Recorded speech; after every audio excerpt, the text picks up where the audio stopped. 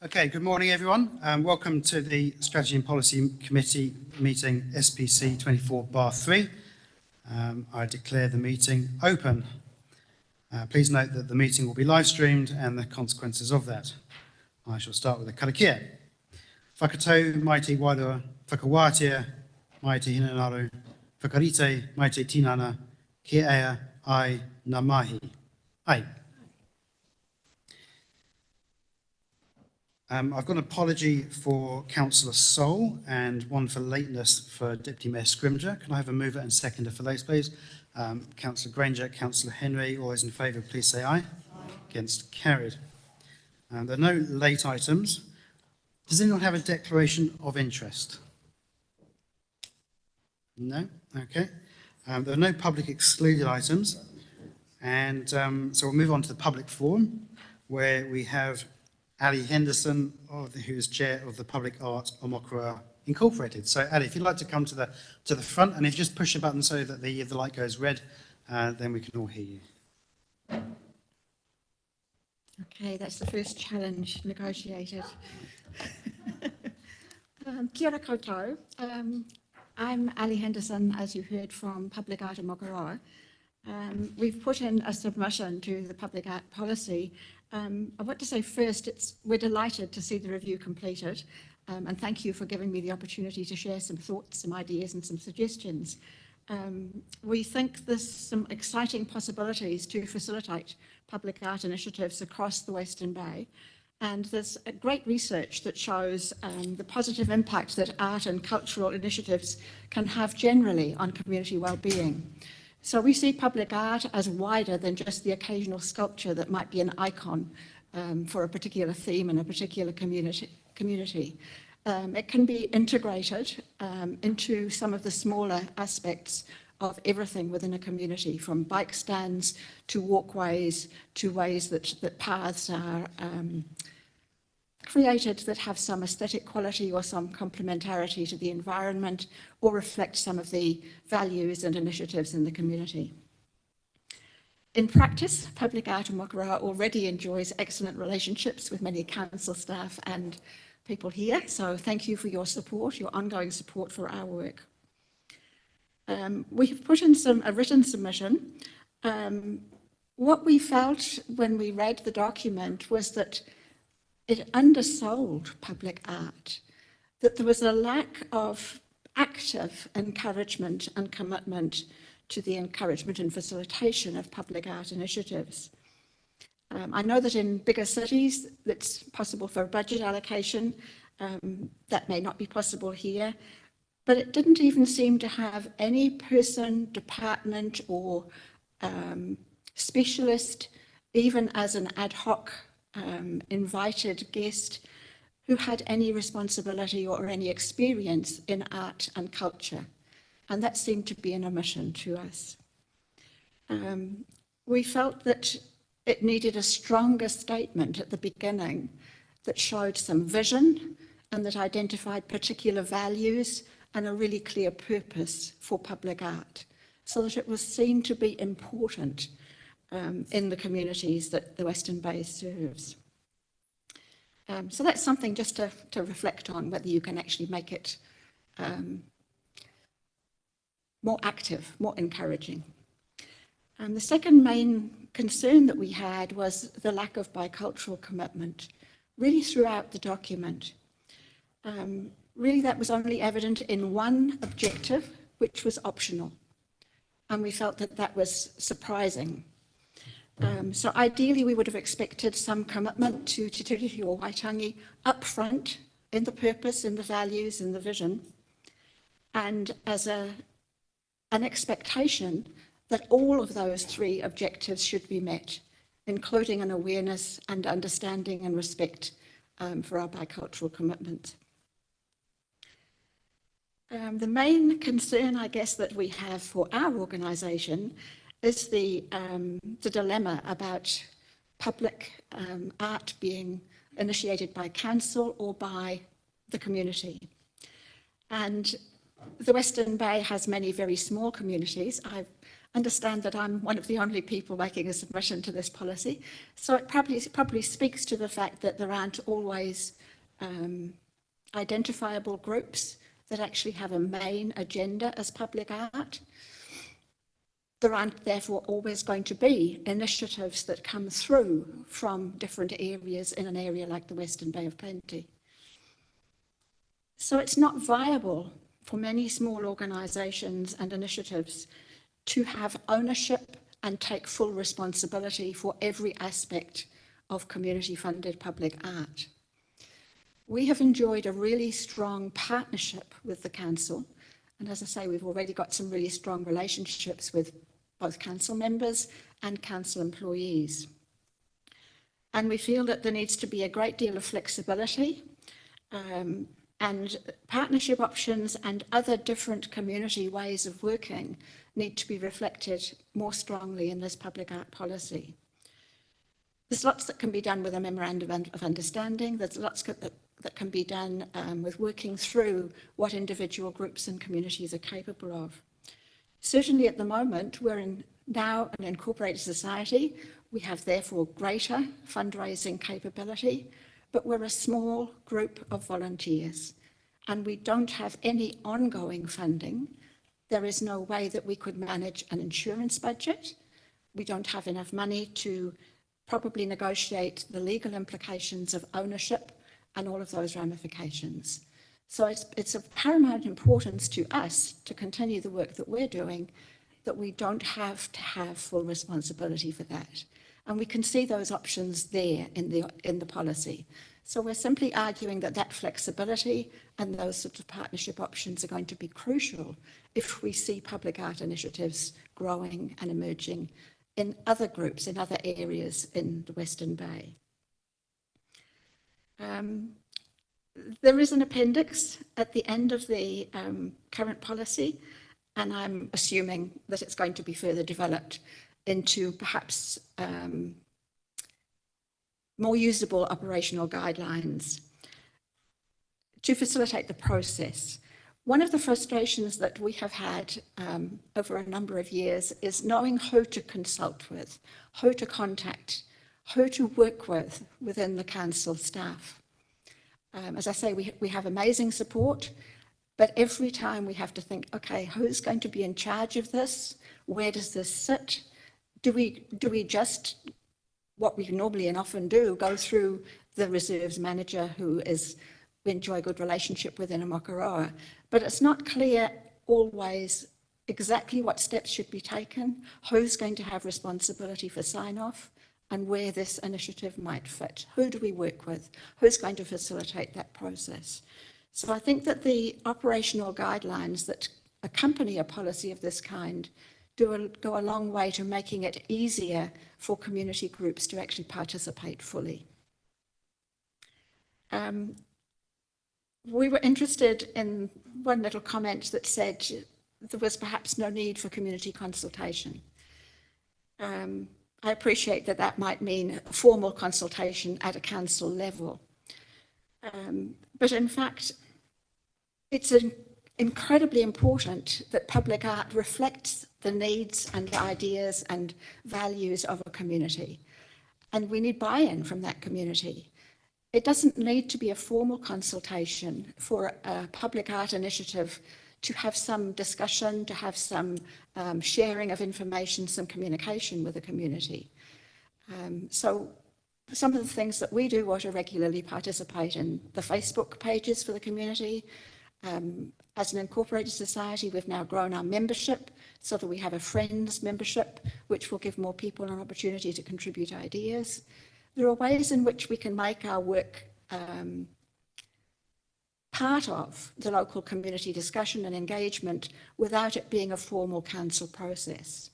In our area in Amakoroa, we're lucky we've got a community board, and the community board are very supportive, and at the very least, that is a transparent way in which our projects are in a public forum before they're actually signed off and initiated. Not every area has that community board access, but I would expect that within the public policy, there is some commitment to engagement in some way or communication with a local community to make sure that the needs of the community are being met. We've given more detail of some of the ways in which we think some of these ideas can be implemented in the written submission. So now fire questions at me. See if you can ask me to explain it. Thank you, Ali. I appreciate you coming in to present to us today. Are there any questions for Ali? Councillor Henry. I was a bit remiss at the beginning. I should mention my conflict of interest or perceived conflict of interest as a member of Karikari Open Air Art. And our coordinator of the arts did attend and was part of the writing of that document. But our review as a committee was of the same view that you had brought up first, your first comment, that it wasn't reflective of the cultural ethnicity of our area in that document. Even though we have artwork within the community that does show that, it was not reflected in the document. So the question is, have you and your committee thought about ways that could be reflected in the document? About the ways in which our community could be reflected in the document? Or your group, around the cultural ethnicity of the community, is there ways that you thought that could be reflected in the document? I'm not actually quite clear what you're asking, so try again. Well, you're saying that there's no cultural sort of... Okay. Yeah, so how would you see that it would be? Okay. I think it comes through in the fact that there is nobody identified within council, either in the policy or operationally, who has a clear responsibility and expertise within an arts or cultural field.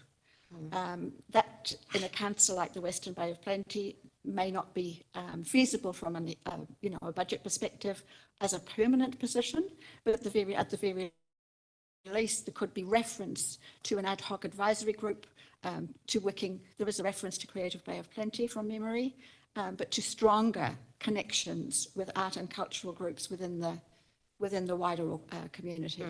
Because there's no clear evidence of expertise, it seems as if this policy is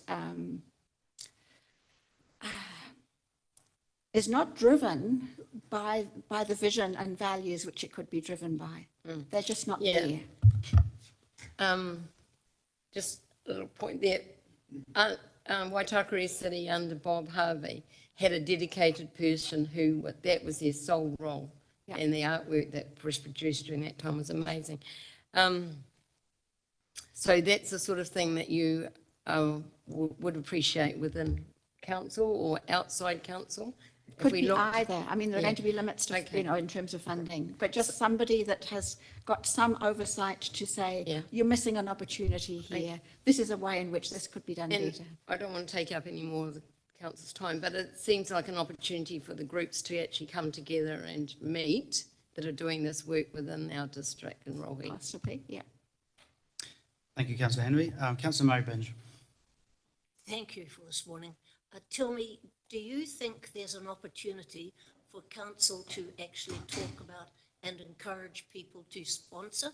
For example, Lions Club are great at donating seats in the odd places, but could your group look and encourage people to actually sponsor sculptures within the community? Certainly. Do you think our council could do that rather than us spending the money, which we haven't got? I agree with you, Margaret, and it's perhaps something that as a very small community organisation at this stage, we haven't looked at widely either within our own community. But there are certainly opportunities for private sponsorship of public art, as long as it doesn't then become a marketing and advertising opportunity for that group. So just in a quick conversation I had with a member of the football club in Amakoroa, for example, when a sponsorship occurs for something like football, there's branding. So I would not want to see public art initiatives branded just because of some sponsorship. So we just have to be clear about what that sponsorship might involve, and perhaps philanthropy would be a better word rather than sponsorship. Thank you. Are there any other further questions for Ali? No? Okay. So thank you again for coming in and appreciate that. And just to make it public, I guess we have got a workshop this afternoon about the public art policy. So we'll be having a little discussion about that. So your presentation is very timely. Thank you again for the opportunity to be involved. I Thank you appreciate very that. much. Cheers. Okay, so we'll move on with the rest of the meeting. Item 9, there are no presentations, so we'll move on to item 10, which are reports. So that is the submission on the Bay of Plenty Regional Council long-term plan.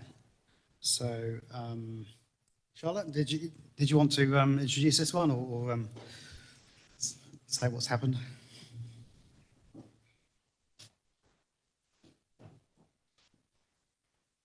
Good morning, councillors. So this was Western Bay's submission. This was Western Bay's submission to Regional Council's long-term plan.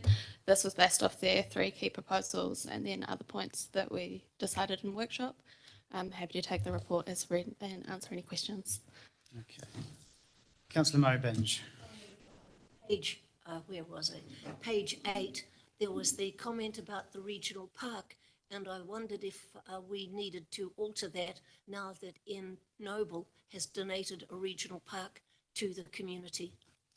The submission's already gone in, so I don't think it's not really our role to change things now. It's just we are just receiving these. But your point is well made that the situation regarding that has changed a little bit in the meantime. Yeah, Councillor Granger. My point was similar with our comment on SURPs. Obviously, things changed since we wrote this submission, and is there going to be any way to put a follow-up in there to say that we're actually not doing that? I don't know. Well, we still may do that. I think maybe I would suggest it's probably a staff-to-staff discussion at this. Would that be correct, Emily? But it says it's a proposal in our long-term plan, which it clearly isn't. Yeah, well, the submission, from memory, talks about working with us about how they could use SERPs as well. So that was always going to be a discussion amongst staff. But point well made, thank you. Councillor Henry. Regarding the wonderful gift that our region has received from Mr. Noble, the community have asked, the local community, a few members in the local community have asked, and I'm wondering whether anyone knows whether that will go out for consultation. I know it's a gift, but how it's going to be utilised, does anyone know whether Regional Council are considering? Well, the Regional Council have voted, as I understand it, to accept it. Yeah. I think there's no No, desire the to consult on youth. that, but I think there will obviously be some level of consultation about how exactly it's used. And that's what I meant. Yeah, so Yeah. I'm sure, and You're our not sure. council will be involved in the process of helping make it usable for all our community as well. So Yeah. look, there's a way to go with all that yet. I Yeah, don't think, that would be good yeah. to take it out to the public. but I mean, can't, it's you know, good, I can't it's- speak for regional councils. No, I know you can't. Okay, if there's no further questions, I'll seek a mover and seconder to receive that report, please. Councillor Joyce, Councillor Coxhead, assuming there's no further debate, I'll put the motion, sorry, Councillor Daly, did you want to speak? Yes, please. Just want to comment on the submission in regards to the topic 1 and funding for public transport. I do just want to highlight the paragraph. The given reasoning for the proposed general rates funded component is to enable connected communities, reduction in congestion and carbon emissions and improving economic activity. Fully supportive of that comment and believe that maybe the Regional Council could go further in achieving those goals and rather than just providing buses on roads. Thank you. And I am supporting the motion. Thank you, Councillor Daly. So if there's no further points, I'll put the motion. All those in favour, please say aye. Against, carried. So moving on to page 12 and the submission on the GPS for land transport. I assume we'll take that as read.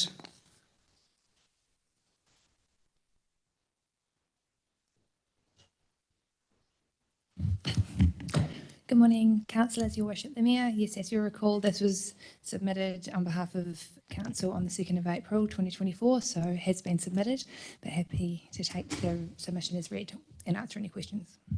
Any further questions for Councillor Mobench? On page 16, I really want to say I'm sick of money being transferred from roading into anything else. And we know that rail doesn't pay its way. There are only about 3 or 4 things that actually do pay its way on rail, and passengers at this stage don't. And so I would hope that nobody takes too much notice of this rail network. I gather that there's 40% more freight can be carried on our rail to get to the port, and that's important. But as for investigating passenger rail, both interregional... Councillor Mobench, we've agreed this submission. I don't think we're trying to relitigate it or re-vote on it at this point. It's receiving the report, and this is where we agreed with the direction. But, however, sir, I just want to table my concern. Budgets we've got a terrible economic crisis at the moment for the government to cope with, and anything that can stop our roading network from being upgraded, I would be absolutely mortified. So just my comment, sir. Thank you, Councillor Mobench. A bit late with it, obviously. Yeah. Okay.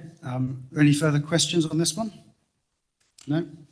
Okay, so I'll seek a mover and seconder for this one. Councillor Henry, Councillor Murray-Benge. Are you seeking to speak, Councillor Daly? Okay, you can speak. Yes, I'm supportive of the submission, but I would also just like to make a comment that the Minister of Transport has, on just this week, made a comment about support for roads of regional significance. I know we weren't aware of this at the time of the submission, but it does highlight the importance of our council and the region as a whole identifying future corridors and roads that will improve the economic growth and prosperity of the region. And so when the time comes, we need to be sure that we've got projects that meet the criteria for roads of regional significance, and I believe that we do have several in the Western Bay that would meet that criteria. And but we do need to identify them, prioritise them, and support them as a council ourselves.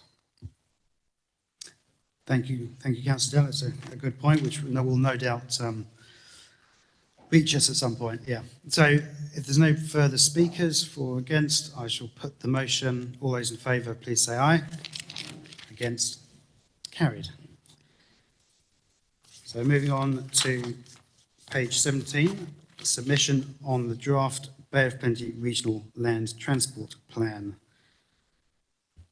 Again, happy to take this submission as read. It was submitted in March 2024.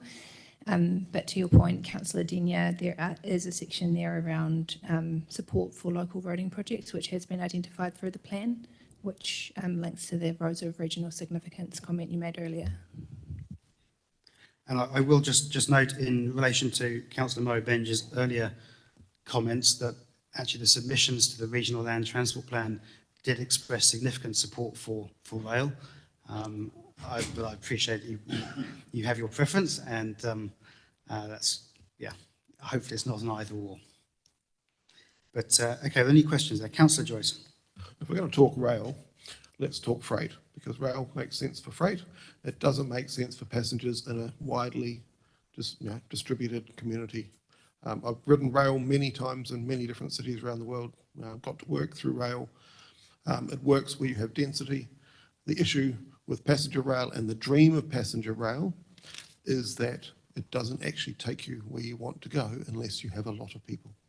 So, to the extent that it just takes away from other more valuable spending, I'm sorry, but focusing on passenger rail makes little sense. in this community. It makes sense in Wellington, makes sense in Auckland. It doesn't make sense in the Western Bay. Thank you for your opinion. I think I will respond and just say that in terms of a network, you're right, we have a distributed rural community, but we do also have pockets of dense population, Mokura, Te Puke, maybe further out, and going to Tauranga, and a railway that already exists. So there is possibilities there, but absolutely, the feasibility of it will have to be looked at. Councillor Murray Benjamin.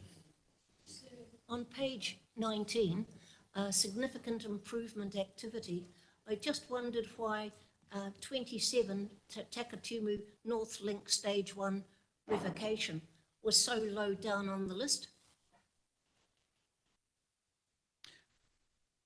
That was the prioritisation. It was down to a rigorous scoring system. I might invite Callum to talk about that, but it was done at sort of an arm's length basis in terms of elected members. We didn't have a big bun fight about who was going to be at what number. It was done through a multi-criteria analysis. Did you want to add anything to that, Callum, or was that explain it?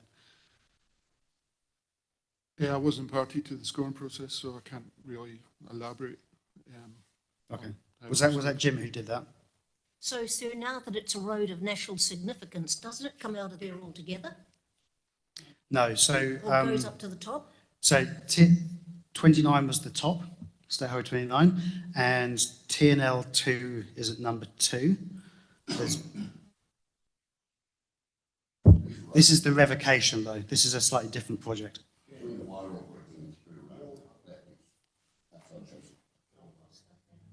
Yeah, but it is also 27th out of 71, I think, so it's still fairly high in the scheme of things. Okay, any further questions? No, so I'll look for a mover and seconder for that, please. Councillor Henry, Councillor Coxhead. There's no further debate. Councillor Daly.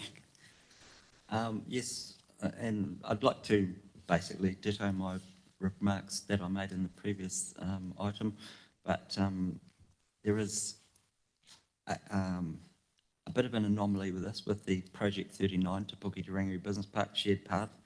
This is a Western Bay of Plenty District Council project with a cost, indicated cost of $12 million.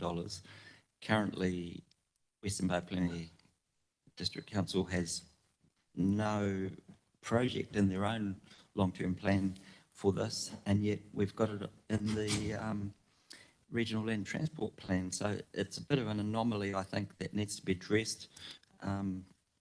It's debatable whether the, well, obviously in our long-term plan consultation document, we're reducing our cycleway funding, which theoretically some money would come from that pot to put towards this project, but so we're not looking very good on actually delivering Project 39, and in terms of roads of regional significance, I believe there is a glaring omission on this one, and that is the AFTI identified link from Te Puke to the Papamoa East interchange.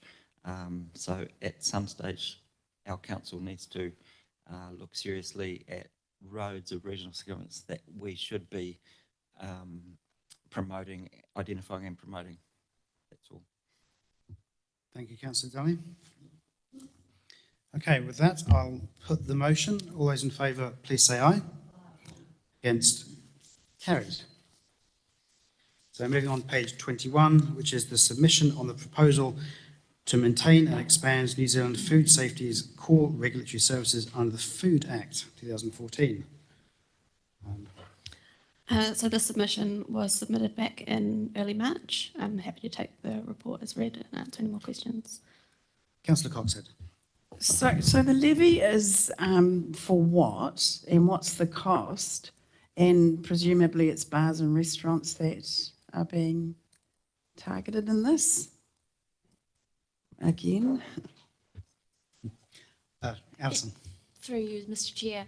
So MPI has put in a levy, it's a 3-year phased levy. It starts in year one, it's proposed for $57.50, and that's intended to increase to $115 by 2027. So there is a raft of, initiatives that MPI wishes to undertake in relation to an assessment of what's happening within the regulatory food space at the moment. So that includes national monitoring, increasing resources for food businesses, including a package, a suite of improvements that would be made from the ministry's perspective around how they would be looking after the national food regime. So that would apply to all food businesses. This includes growers, distributors, our food businesses that we register, but every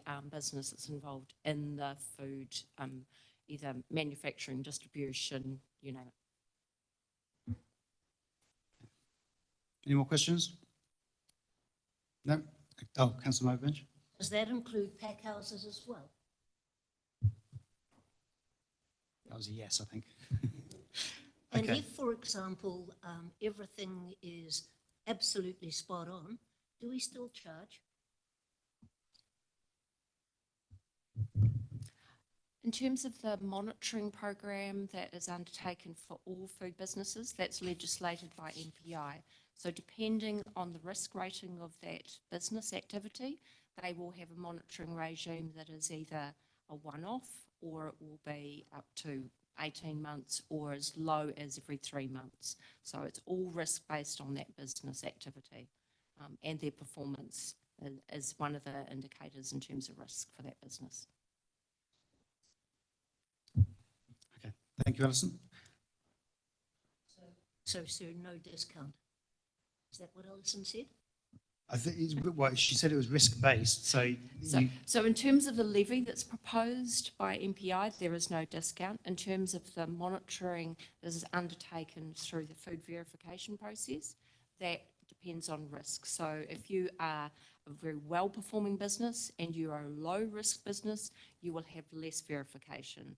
So reduction based on that, as opposed to a fee reduction as such. thank you. So I'll look for a mover and seconder for this. Councillor Henry, Councillor Murray-Benge. There's no further debates. I'll put the motion. All those. Oh, do you want to speak, Councillor Henry? I'd like to make a comment. I'm very impressed with this submission. If you've written it, James, well I done. can't take credit, I'm afraid. But And this is the message that we should be giving to central government. Don't load us up with your workload. And if you are, pay us for doing it. So thank you. Clear message. thank you. Okay, I'll put the motion. All those in favour, please say aye. Aye. Against? Carried. So page 24, we're on to slightly more substantive elements, which is the adoption of our Section 17A report for our transportation activity. Hi again. So you will recall the 17A review of our transportation activity was undertaken as a result of Council's long-term roading network contract coming to an end. The report provides information on Council's what was then current delivery model and evaluates a range of different service delivery options for the transportation activity. I'm happy to take the report as read and answer any questions that you may have. Thank you, Katie. And I can see that Councillor Joyce wants to say, so please go ahead. Just a couple of quick ones. One is, I know arguing about significance is a bit of a waste of time, but this doesn't seem to be low significance considering it's a major activity of this council and it's a major change, forced upon us, but also I think a welcome change, So I don't see how, I still don't understand how staff came to the significance because this doesn't seem to be low significance to me, but perhaps that could be looked at. I mean, why is it low significance when it's such a substantial activity and such a substantial change in that activity? I guess that there was no level of public consultation required, which was a factor in that consideration. It is a report setting out, I guess, an evaluation of the different service delivery options. So I did view it as a lower significance, but I can review that and come back to you with further information if that isn't sufficient. And then on page 25, it says there are no costs associated with this report. Really? Considering what's in the long-term plan? Because it just seems to be that there are substantial costs involved in this 17A review. Yeah, I'm not saying they're right or wrong, but they are there. So, is that really an accurate statement to say there are no costs associated with this report? And so through you, Mr. Chair, I guess it's in relation to the preparation of this report, there weren't any costs incurred by council. The LTP budgets, etc., would be a different set of costs. Those normally relate to the costs associated with the decision. There's no costs associated with the decision as such. But there are obviously costs associated with doing roading. So, but there are also costs associated with the decision. I mean, none of our costs should be related to writing a report, right? That's not what the costs relate to. It talks about direct, indirect, and contingent costs. So none of that comes from report writing. So there are substantial costs, and we should not shy away from it because that is there. This is a substantial change in the way we operate, and I just don't understand the reasoning. I think that needs to be revised because there are substantial costs associated with this. Callum, would you like to speak? Through the chair, I guess it's a substantial change in the way that we deliver a level of service, but the level of service has not changed. We're still working to the same level of service as we had when we had the one network maintenance contract providing those services. So, so really, in terms of the cost of working to in terms of the cost of providing activities, it's still the same level of service. So that hasn't changed. In terms of the cost of actually meeting the level of service, we're using different contractors. We're using in-house professional services supported by external professional services. But in actual fact, there's a reduction in cost from using internal professional services because external professional services are more expensive. Not just because of profit, but also because of the way they recover overhead expenses as well. So, is there a financial implication from the Section 17A report? Yes, there is, but it doesn't necessarily mean that it's more expensive. What our analysis of our proposed transportation structure has shown is that we'll actually save money on internal professional services compared to what we would have spent if we had continued with the one network maintenance contract. Yeah, I thank you for that clarification, Callum. I do think it is worth pointing out that this is clearly the cost here between option A and option B is clearly about whether there are costs associated with doing this 17A. And okay, it's in-house costs, but if you look at the option B, it says there are no costs associated with this report. Further rework may result in some opportunity costs with an impact on other projects. So it is. We've got a report here which has been done in-house for, I'll put it in inverted quotes, no cost. If we want to redo it again, then there's an implied cost in that. So I think, I hear what you say, Rodney, but I think there's a slight misunderstanding of what we're trying to achieve with that cost implication. When it goes out for contract, there will obviously be costs, and those will be considered at that decision-making time. We're not deciding the contract at the moment. As Callum. Yeah, we would expect to have a discussion with elected members regarding the levels of service and whether you want to change the levels of service before we go out to the market for new long-term contractors.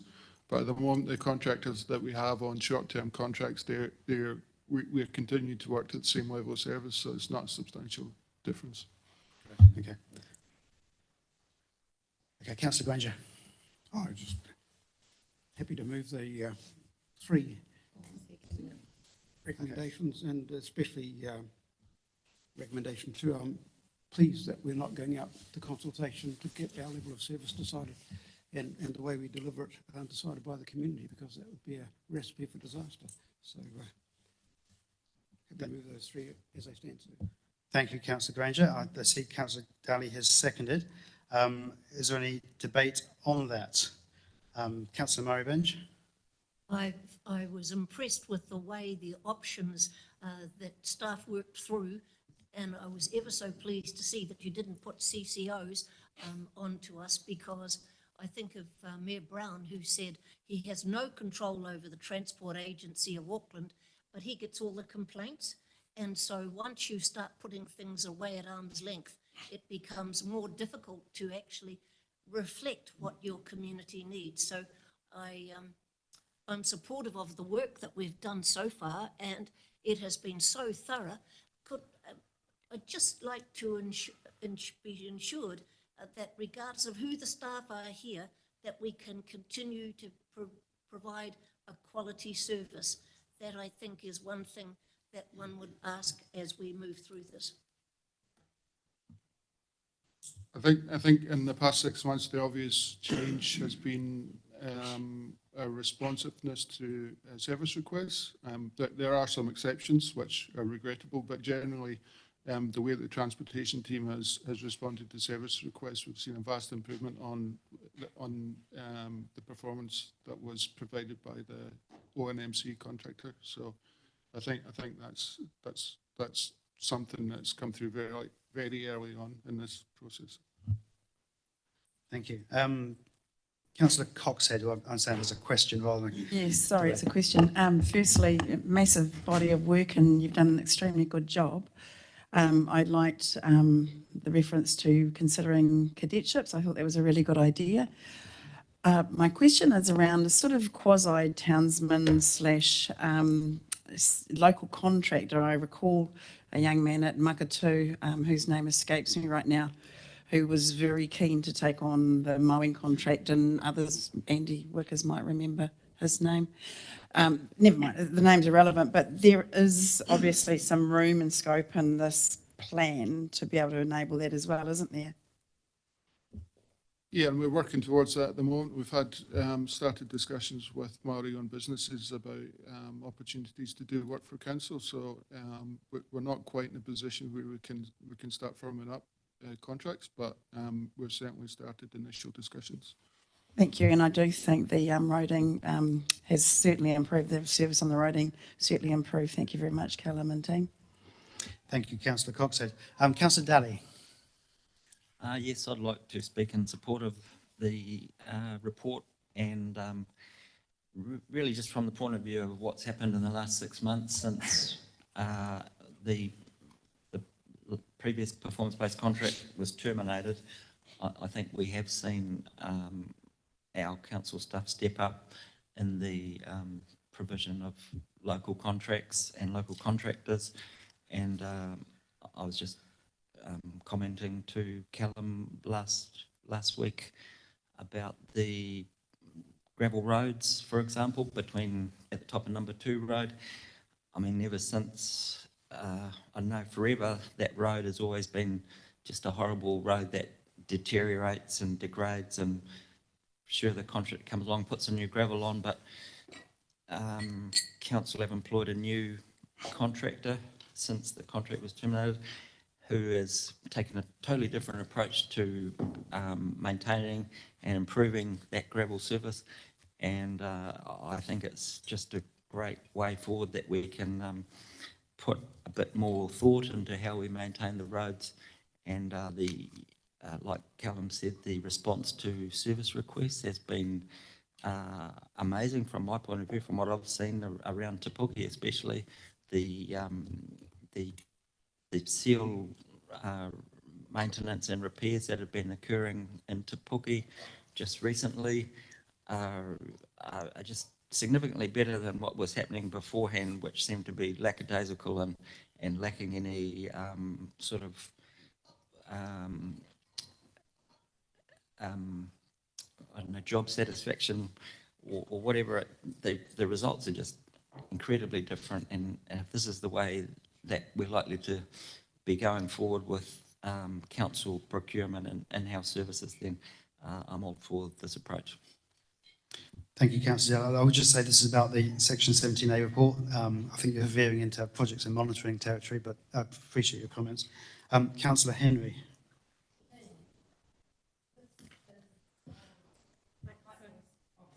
This is very exciting, and the day in whatever day it was in 2023 when we heard that the contract was lapsing was a day that I applauded very loudly. So I'm really pleased with the work that we've seen come through our workshops and meetings, and today seeing the review in the Section 17A report was very, very pleasing. Thank you very much, team. Well done. That's great. And I think, I mean, I'm speaking for what I think might be you guys were thinking. I don't expect you to be saying, but I think you must be very pleased to have it back in your ball, in your court now. So you're in control. You're at the helm. And you are working directly where the rubber meets the, it's not tar, it's tarmac, isn't it now? You're working right there at the face of it, not working through two other entities and then having everyone like we get from the community moaning about the roads, and it's not in our ballpark to do anything directly with it because there's another two entities that are managing it. So hooray, good for that. There has been talk of local contractors being used, and I know, Cedric, you've mentioned that, and you're very, very focused on local procurement. I just didn't see when it went out, it says, it didn't say the word local, and maybe somewhere along the line you'll get that out, but I know you're saying it out in the community, so they do know. So thank you very much, and job well done. Thank you, Councillor Henry. I've got Councillor Wickers and then Councillor Joyce. Yep, speaking in favour of the recommendations and just adding the support to all the other supports for this progress that's been made. Just what would like to signal in for consideration once the details of this are worked out. So for the delivering of the physical works, just the ability for, because there is the separation between council and what actually gets done, that the accountability for the levels of service, that there is a good mechanism in place to ensure that we actually get what we pay for. Thank you. Thank you, Councillor Wickers. Councillor Joyce. Echoing the comments of others, this is a very welcome development. It wasn't working before. You know, the savings that we thought we were getting, perhaps when that previous contract was entered into, have turned into costs as we now have to catch up. There are costs associated with, substantial costs associated with this, but they're necessary. You know, if you don't look after your roads, if the water gets in, then you're up for major rehabilitation works. And we've been told that. So I welcome this change. I particularly welcome, following off Mandy's point, the professional services coming in-house, you know, the much closer monitoring. So we're basically getting the compliance and the monitoring a lot more back in our hands, which is really important to make sure we do get what we pay for. But we're not trying to rebuild an old-fashioned works department, which with all the overhead and management hassle about that. So I think it's a good solution. There are substantial costs. Let's not kid ourselves. And I do think we need to talk to the community about it. You can have that conversation as part of a long-term plan, or you can have it as part of this, but we need to have that conversation because we haven't been looking after our roads well under the old system. So, and yeah, that's just storing up trouble, as the engineers keep telling us. So congratulations to the staff. Thank you for a very good report, very useful report. It's going to cost us, but unfortunately in this case, it has to. Okay, thank you. So I've got no more speakers. So with that, do you want to write a reply, Councillor Granger? Please do. Yes, just like to say that, you know, very supportive of what's been done. We've been in a bit of a hiatus since the last contract ended, and it's very gratifying to see this progress that has been made by the team, and really looking forward to the new contracts and processes being fully implemented and being in place now that the 17A review has been completed, that we can move forward and get on with the real work. So, great. Thank you, Councillor Granger. So with that, I shall put the motion. All those in favour, please say aye. Against? Carried. Thank you very much. Moving on to item 10.6 on page 61, and that's the request for approval to commence Papakāinga plan change. So, Emily, looks like you're up. And Tony. And Corey. And Natalie.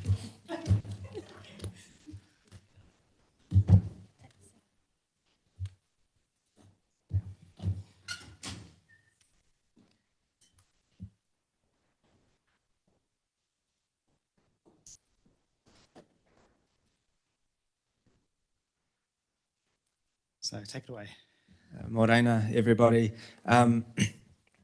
So back in November, we had a workshop and we brought to you the need for a Papakāinga plan change to better enable Papakāinga development in our district.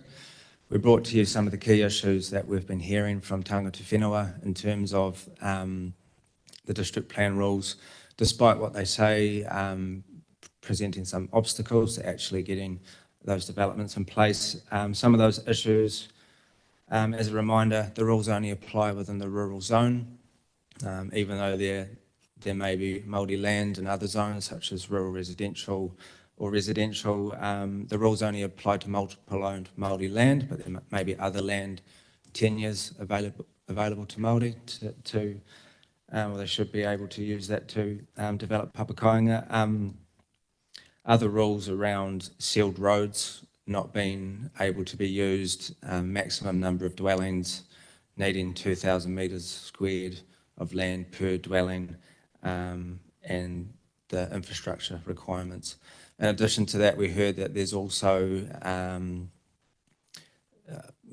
requests to relook at rates, to look at building consent and resource consent application fees. We've also heard that for many, it's quite confusing to navigate their way through a council process. Building consents, resource consents, understanding the differences, understanding exactly what needs to be done to get through all of council processes. There's only certain things that this plan change can deal with, and it's more like the zonings, how many houses, activity status, infrastructure requirements, things like that. Other matters such as rates and fees and external funding is perhaps something that needs to be looked at the same time, but not necessarily part of this plan change. So we're here today just to request approval to commence the plan change. We've set out in the report the timeframes and milestones that will involve, just roughly pre-engagement, so with tangata whenua and other stakeholders being Tauranga City, Regional Council, Smart Growth, Horticulture New Zealand, Federated Farmers, and the goal of that being to get complete buy-in from tangata whenua before we go out for community engagement. So the pre-engagement from June to August, following that wider community engagement, September to November, and with a notified plan change ready to bring to you to approve a Section 32 report and the rules, I'm thinking in February next year, leading to a hearing date around August or September next year, and decisions following that, perhaps in October, and with the goal being to have a plan change operative by the end of next year, provided that there's no appeals. That's, in summary, what the report is about. Great, thank you, Tony. Appreciate that. I've got Councillor Granger, Councillor Coxhead, and Councillor Murray Bench. So, Councillor Granger, you can start off. Thank you for the report. It's excellent. I just would like to know why in 6 and 7 on the table, the option of independent commissioners would even be needed. I mean, there might be one on the panel, but why would we need to farm the whole thing out to independent commissioners? You don't necessarily need to use an independent panel, and at this stage, I'm not sure what option we'd actually go with. Sorry. I think he's just laying out the options, that it could be one or the other. I think that would be for us to decide at a later date. I think that's Deputy Mayor Scrimgeour would be consulted on how that works and who's on the panel. Would that be about right, Natalie? Yes, I'd agree with that. I think sometimes independence is required for conflict reasons. It may be down to the complexity or availability or other matters. So I think it's just highlighting that there is that option, but that decision would be made closer to the time. Thank you. Councillor Coxhead. I unfortunately missed the workshop on this in December last year, wasn't it? So just a couple of questions from me, really. So we're talking about a plan change for all Māori land, so Māori freehold, et cetera, yeah. Do we have like a maximum number of houses per hectare and a minimum land size? Because I do know there's a lot of Māori freehold land that's quite small, like residential blocks too. The current rules would require 2,000 metres squared of land per dwelling, so 5 per hectare, roughly. We'd be re-looking at that though, having a look at other council plans that don't necessarily have those same rules. Some have similar requirements around 2,500 or 3,000 metres, but many other district plans don't set a maximum number or an area requirement, so there's a room to improve our rules there. Okay, Councillor Mowbridge. So we're not trying to squeeze them into tiny little sections like we're doing in other places, are we? That's correct. It wouldn't be a medium density development. More likely to be in the rural zone. We know there's a larger rural residential lot, and there's also residential areas at Peels Beach. But no, the goal is it's very different to Plan Change 92 with trying to achieve population targets and condensed development. And they'll have garages. Tony, could I ask you, why haven't we done this before? Why haven't we done a Papakāinga plan change before? Well, we had through the district plan review. So 15 years ago, we did introduce rules.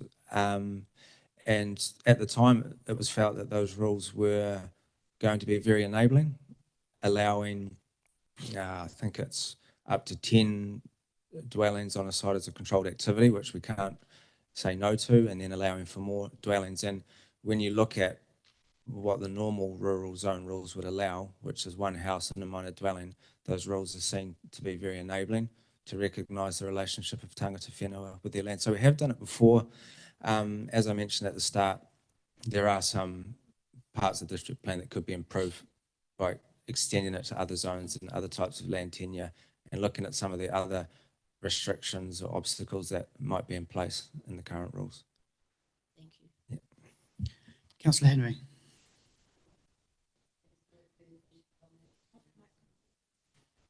The question, I'm happy to move these recommendations 1, 2 and 3. Thank you, Councillor Henry, and I can see Councillor Granger is presumably seconding it. Thank you. So any speakers for and against that, please? Councillor Thwaites.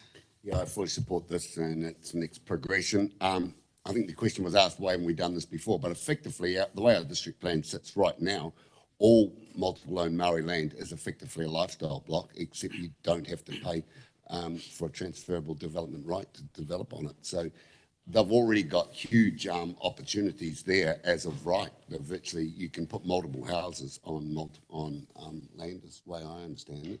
That would be right, wouldn't it? So, but if this is going to refine it even further, so be it. So I think it's well worth supporting. Thank you. Deputy Mayor Scrimgeour. Yeah, I'm happy to support this. I think it's a good idea to progress this, and I look forward to seeing it implemented in 18 months' time. I would acknowledge, though, I think as I read the report and the concerns, there probably are a few places where it might be a bit sticky in gaining alignment, but I thought straight away when I heard at the beginning in Tony's outline there and saying minimum lots or minimum area of 2,000 square metres per unit seems ridiculous when we're trying to encourage greater density in other areas that we have such restrictive rules in place. And so provided all the other issues can be dealt with, which I'm sure would have to be done through a consenting process, I think this is a great move forward and, as I say, keen to support it. Thank you. Councillor Murray-Benge. I fully support these recommendations. I'd like to think that if you're living in the rural area, you've got to have room to breathe around your property, and it's really important for Papakainga housing as well. I'd just like to comment, though, on the hearings panel. And Councillor Granger brought that up before. I don't think we use our commissioners enough, and although it's said there's may have a conflict, in some areas they choose the councillors, the commissioners, because they know the area. And I'm looking at 92, we could have done that just as well. So, and that's a slightly different issue, sir, but I hope that there's a lineup of people wanting to build, because we're always so slow to get through the process. So best wishes, and as fast as you can go, we'll support. Thank you. I've got Councillor Joyce and then Councillor Henry, but I'll just speak first if I do. I just want to highlight, yeah, I'm supporting, but how this actually aligns with three of our strategic priorities in terms of enabling housing, empowering communities, and Te Tiriti based relationships. So I just want to highlight that as this is core to what our strategic priorities are. But with that, I'll hand over to Councillor Joyce and him to speak. Yep, I'm also in support of this. The need is very real, right? You know, if you go to our marae, there's need for better housing. So for that reason alone, we need to be more supportive of Papakainga. The one thing I'd say is that, and I don't want to dilute this, I think it's important to get this through, but we need to take learnings from this when we look more wider afterwards. There's need for some of these changes for other people as well. And I don't want to, I realise it's better to get this done, be focused and get this sorted. But afterwards, we also need to look at what we can learn from this for other types of land tenure as well, because there's also need from other areas. Some of the rules around, small homes, that movement, we haven't really adjusted for that. I think also the Te Puke spatial plan is a chance to look at some of those issues as well. So, I'm fully supportive of this going ahead. Don't want to dilute it by trying to spread it out and solve all our problems, through one process. So let's get on with this because the need is real. But let's also learn from this for the wider community for later as well. Thank you, Councillor Joyce. Councillor Henry. So I was actually thinking along those lines to Councillor Joyce, so thank you for prompting me on the things I can say, because young people today are finding it difficult to actually get down to a home of their own without the bank of mum and dad. So extending that, looking that into our wider community and how we can support them and to housing could be a really good next step for this council to take on board. But I'm talking about the Papakainga and it is something that has been talked about for a long time, and it's great to see it come to fruition. Many young people now are becoming very invigorated and very keenly interested in their roots. Many Maori people are coming back to the marae. There isn't the housing there for them. There is the land there, maybe not in some areas like Te Reo that's on a coastal margin, but in other ones there's more land that can be taken up for housing these young people that are coming back to support their elders and to work in and support the community, work in the community and support it. So this is a really, really good initiative to be able to see them safely and healthily housed. Thank you, Councillor Henry. So I haven't got any more speakers. So with that, I shall put the motion for those three recommendations. All those in favour, please say aye. Against? Carried. Thank you very much.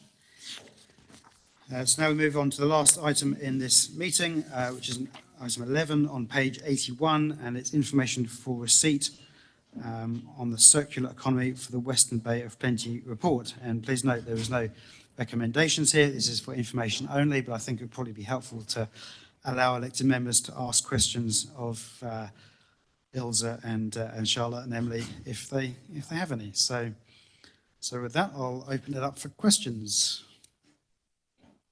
Councillor Granger. Just how much did this report cost, Council? I knew that would be the first question. It was split between the three councils. It was 51% went to TCC. Their cost was 66,000. Regional Council 24%, 31,000, and our contribution was 36,000. And that all came out of the waste levy for TCC as well as for Western Bay. So, Councillor Granger, do you have another question, or was that? I was just going to, carry on. 36. I fully support reduction in wastage and reusing things and what have you, but I just wonder about the wisdom of justifying it by the insignificantly little amounts of CO2 that might be saved. When Taylor Swift can produce 8,300 tonnes of CO2 in a year all by herself, flitting around the world, us saving 100 tonnes here and there is a little bit silly, insignificant in that score. So by all means, recycle and reuse, but I think we've got to find a better justification for it than pretty little amounts of CO2. Thank you. Councillor Cox. Huge report, lots of reading. I had never even thought about what happened with body parts from the hospital either, to be honest. Yeah, still don't have the answers, but Google was no help. But just things like the food waste, it did make me think a lot, and I do support the wisdom of obviously minimising waste. There's no question about that. Probably a little bit more on Murray's side with the CO2, to be fair. But like with the food waste, I mean, if everyone had a waste disposal unit, does that solve the problem? I know it goes into waste and all the rest of it and has to go somewhere, but does that sort of help or not? I mean, just for my own education, to be honest. I think we have exhausted the discussion about incinerators when we introduced the curbside services some years ago. And looking at it, so if you put it through your incinerator, it goes to our wastewater treatment plant, and that increases the cost again of the wastewater treatment plant.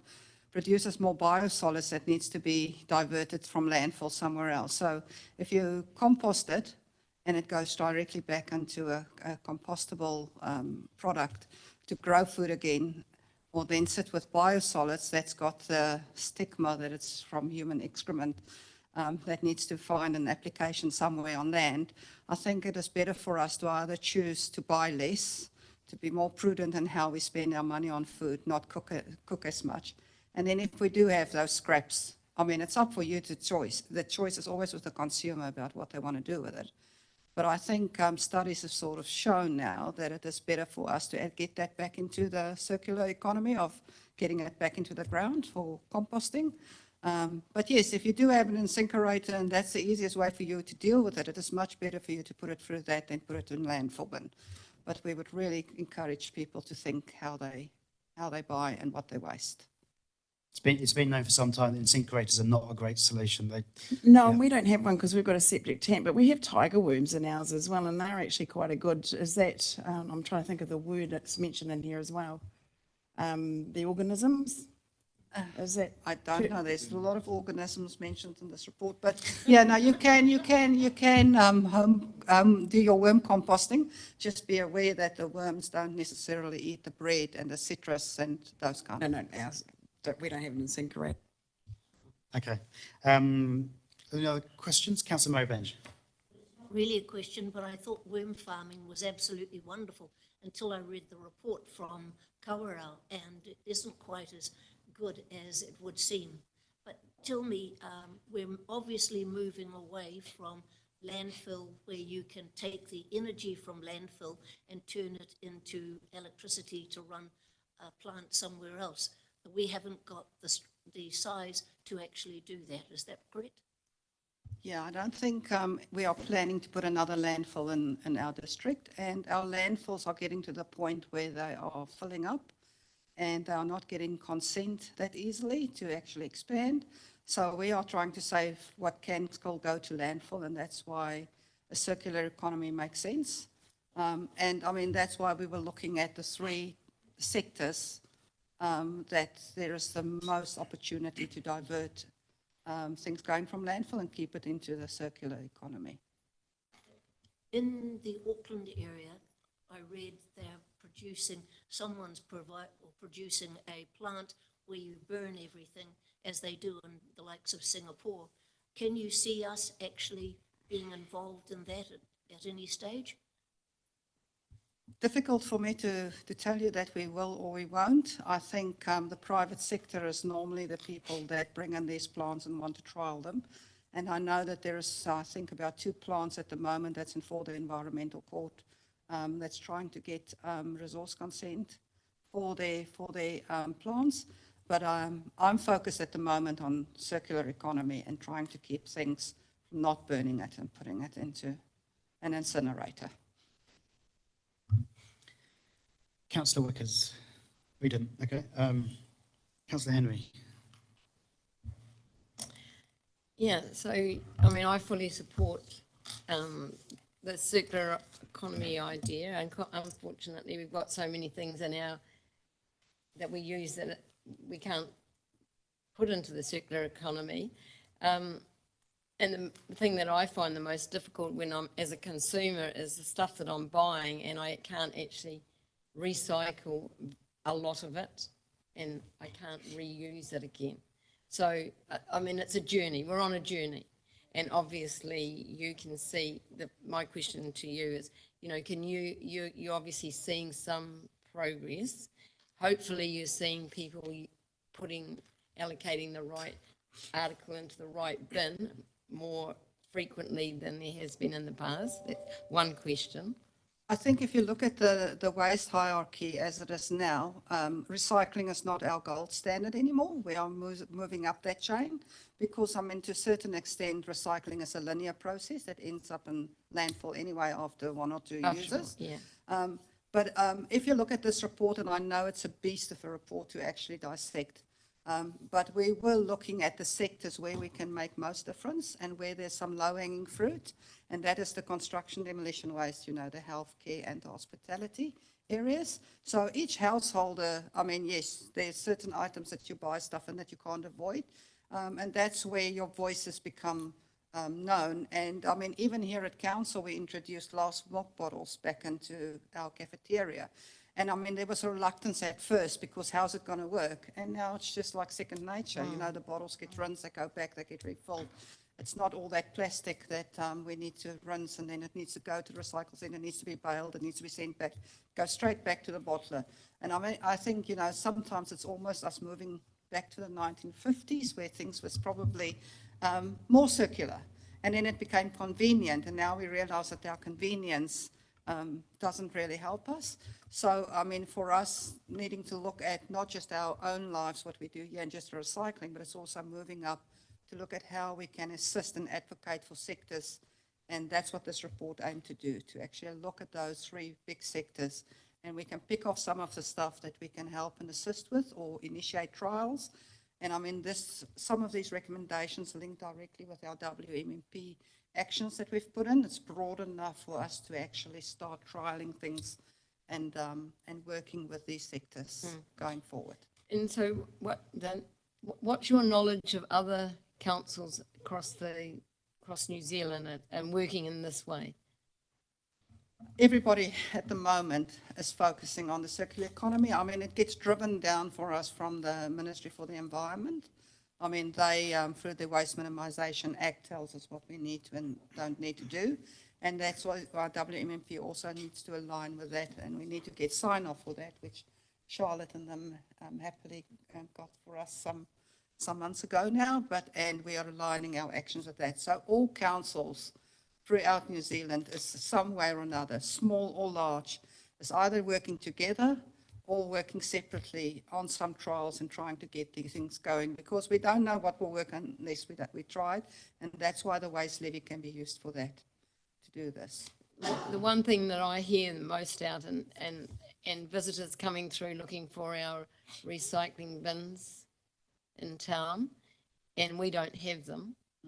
And we've talked, you and I have talked about that and how Hauraki, how that they have actually cost them a lot more money because people are not knowledgeable about what should go in what bin. So I don't know whether they have done, but there was talk that they would actually take them away because it was actually costing them more. It wasn't cost effective doing that. Do you know anything? Sorry? What is your question in there? So are we Councillor still Head, intending I don't think we want to get into just any questions about waste. Yeah, no. This is kind of about the report. Okay, well, I can ask you that because I am interested in that. Okay, thank you. Councillor Joyce. Just the next steps on page 81, they're very vague. So are there actually more substantive matters that we could do to follow So, this up? I mean, we needed to release this to our council first. I mean, and so you're being informed today. Taronga City is doing the same with their council. I think they're doing it through a LinkedIn post. And I'm not exactly sure how regional council is getting their councillors on board with what comes from the report. So the next steps is to actually meet again and looking at the next steps, put some definite actions onto it. It will be that, I mean, what Taronga City can do will probably not be necessarily what we can achieve. I mean, we all need to be able to build it within our work program. But a lot of these actions can be linked to some of the actions in the WMMP, and that's how we will take this forward. You will also see that one of the things that came out when we assessed all the options was to look at a circular economy person that works between the three councils that will have a focus to keep contact with these sectors. That's something we will discuss further, and then some sort of help to pay for that person will then could also come out of the waste levy. But that's something we will need to discuss further because Taronga needs feedback from their commissioners at the moment, I still believe, and also regional council. And that's, I mean, it's vague because we couldn't be that specific because we're working over 3 different councils. My other question really is, we talk about, and I take Murray's point about small CO2 reductions, and I realise it's fashionable, and we also talk about cutting waste. One of the things that we could also talk about, I think, is how much longer the actions of the various feeding and council areas, how much longer we'll be able to keep that landfill open if we put less in there. Because we tend to talk about how many tonnes of this we save and how many tonnes of that we save. It's all sort of over the head, but the actual cost to people will be in developing a new landfill if we fill this one up. So I think, is there a way that we can talk about also how much this kind of project will extend the life of the landfill if we use it less? Because I think that would be something that would actually resonate with people, even if they don't give a hoot about CO2 or even saving waste. Yeah, I mean, we don't actually have those landfills in our district, but we are very much aware that all our waste gets sent over the hill to Hampton Downs, our municipal waste at the moment, and then, pardon? Yeah, through the gorge. And that's just because no one wants a landfill or develop a landfill in their district. There's too much maintenance that goes into that. Okay. Councillor Coxhead. Just referring back to my question earlier, page 159, anaerobic, it's called an anaerobic digester, and there's the organisation that has the large bins and deals with this waste in Reparoa. I thought that was a fantastic idea. There's quite a few anaerobic digesters that's being trialled around the country. They all have their pros and cons. It depends on what feedstock goes in them. They all have wonderful claims that they do it within so many hours, and this is the product that they deliver at the end. And there's not a lot of runoff, and there's not a lot of air pollution. I mean, if we start considering anaerobic digestion, one of the things that we will, as a council, will need to be very sure is that that end product is not actually contributing to putting microplastics back into the environment, because that is what goes in our food sources being grown off. And so we are not against anaerobic digesters, but it will depend on the feedstock that goes into those digesters. Okay, so I don't see any further questions. So with that, because there's no recommendation, I shall end the meeting. So with that, I'll declare the meeting closed. And thank you very much, everyone, for your time. Thank you.